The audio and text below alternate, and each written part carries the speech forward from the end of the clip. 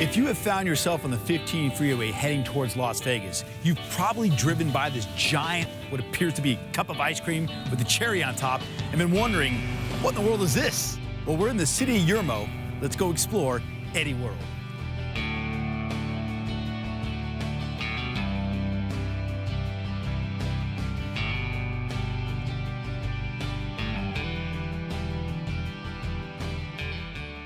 We are now inside Eddie World, and I'm here with Alex. Alex, what is Eddie World? So Eddie World is a one-stop shop exactly halfway between LA and Vegas, so it's a natural stopping point. You got your coffee, your bathroom breaks, your food, your snacks, your drinks, everything under the sun, we got it. The gas, we got it all. We got sandwiches and salads, which also includes sushi, and then we have gourmet burgers, we got these really cool French fries, and then we have chicken fingers that we bread on site. Then we obviously got a Pete's Coffee. We make our own ice cream, so we make all of our own stuff on site. We make our own popcorn. Obviously, we have every sort of chocolates, nuts, dried fruit, sugar-free candy, sour candy you could ever imagine. Tell me, where did this concept of Eddie World come from? So the concept came from, it's actually the second location. Okay. The first one's in Nevada.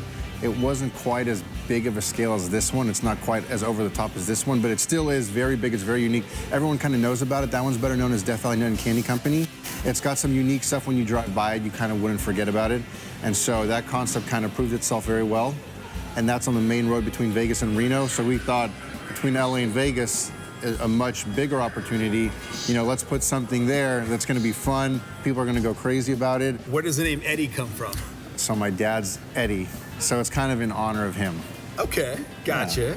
Alex, what in the world is that giant thing out front you can't miss off the freeway? So it's actually a 70-foot ice cream cone, but it's actually a water tank disguised as an ice cream cone. What's also cool is our logo actually has like a hidden message in it. The E and the W actually create like a little ice cream cone.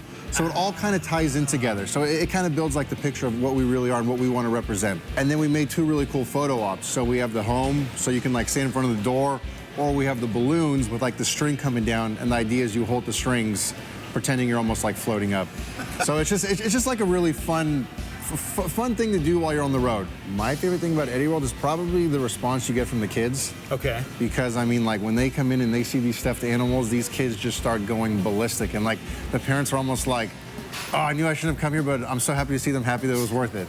It's like, that's kind of the thing that I see, and it's hilarious. So walk me around. When you say stuffed animals, I mean, there's candy and nuts and treats everywhere, but there are a lot of stuffed animals. Where did that come from? Each row is a theme. So you'll have like the water animals, you'll have like the safari, you'll have like the flamingos, you'll have like the cats, the dogs, the farm animals, the unicorns, the dragons. So each one is kind of like a different realm, a different world, a different theme. You have something very unique in the back right here on the wall. Yes. Can we go back and check it out? Yeah, for sure. Tell me, what's the story behind this? So this is the original floor of the Great Western Forum. So the Great Western Forum, people always think that the center court said the Lakers. It didn't. It actually said the Forum. And then on either ends of that, it had the Lakers logo. Yeah. So this is one of those two sides of the court. There's only two in the world, so we were lucky enough to get one. And obviously, once again, since we're between LA and Vegas, we obviously have a lot of Southern California traffic. So once again, it's just the perfect complement. It's something cool. It's something you wouldn't expect, but here it is. Take me around the place. Like, you have, I see jerky, pizza, gourmet food, caramel, corn, ice cream. Where do you start? Where do you go in here? The popcorn gets made a couple times a week. Okay. And then it basically gets put in these big bags, and then we just bag it and then sell it in smaller quantities. So you made all of this here? This is all handmade. And then on the weekends, we actually fill these. And then, you know, people can get like samples and come in. On the weekdays, it's not quite as busy, so we kind of just like to put it in bags. We want to make sure that we can pretty much cover all the bases. You've mentioned your ice cream several times. Alex, what is your favorite ice cream that you guys make? Probably the Rocky Road. Rocky Road, That'd have to be it. Where do you make these at? Just right in the back. Right in the back. It's all made here, huh? Hours of operation? 6 a.m. to midnight every day. Okay. And then like all these side businesses like the Pete's, the ice cream, the restaurants, they close at 10 p.m. and open at 10 a.m. So if we're not eating ice cream or popcorn, what are you eating? We are eating at the restaurants. You're eating at the restaurant, We're eating at the restaurants.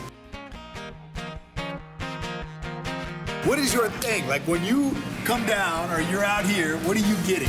I mean, I like to be healthy, so I typically, you know, go to this side where we got these amazing sandwiches and salads.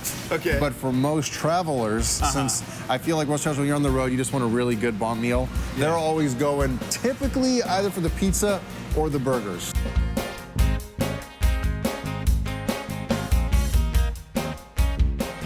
They're like flat, but kind of long. Oh, dude. So they're like super unique, and then we make all of our own sauces in-house.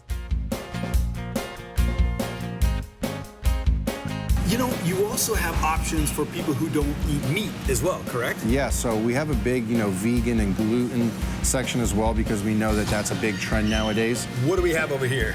Okay, so the other thing that we haven't talked about that we have is the jerky. I mean, this is obviously a huge traveler snack.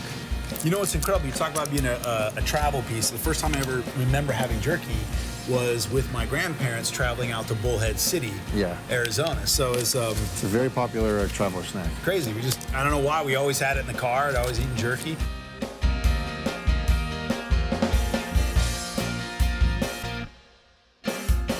Alex, what's the story behind the pulls here? So each one of these pieces is hand cut. It's all done by hand.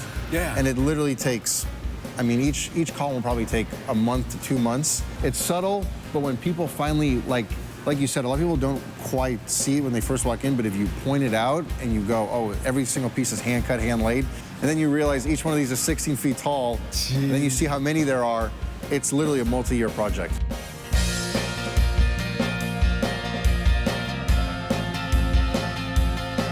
How big is Eddie World? It's about 27,000 square feet.